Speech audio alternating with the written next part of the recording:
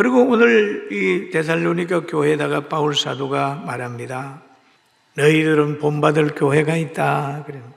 그 본받을 교회는 뭐냐 하면 초대교회 모순절 마가의 다락방에서 성령 받은 이들이 신앙생활하는 예루살렘 교회. 불같은 시험이 있었지만은 예루살렘 교회는 거기에서 견디면서 신앙생활을 해요.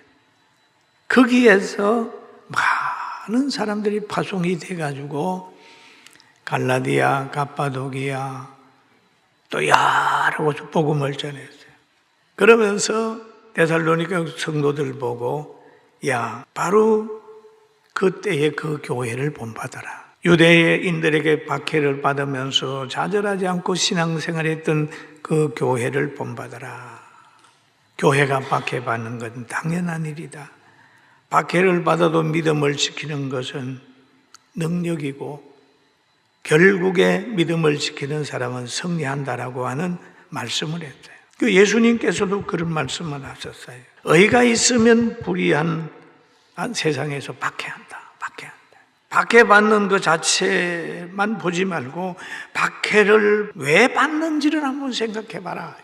여러분 예수님 때문에 박해받으면 성공할 사람이고 제 때문에 박해받거든 회개하면 돼요.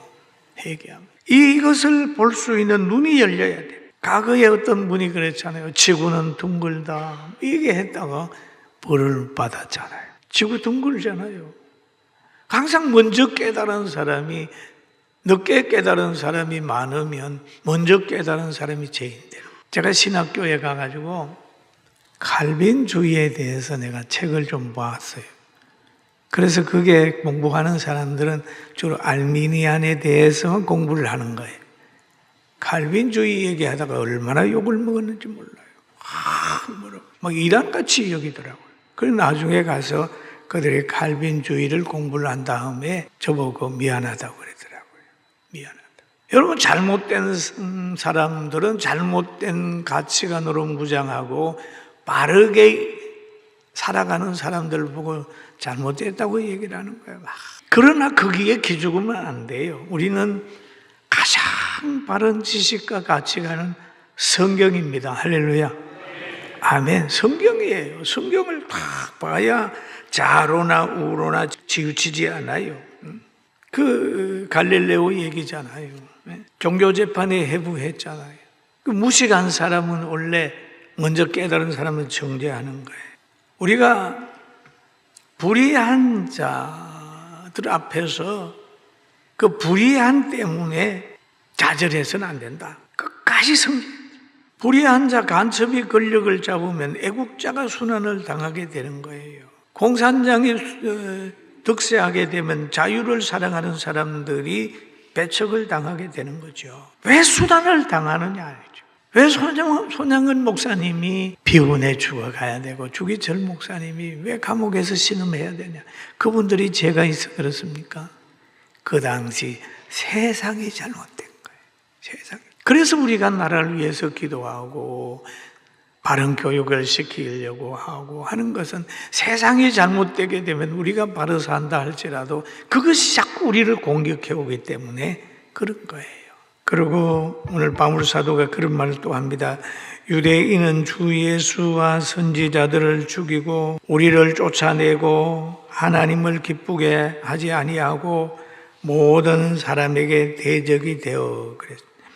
여러분 유대인들요 스스로는 선택받은 사람들이에요. 유대인들, 이방인들을 그냥 사람으로 취급하지 않았어요.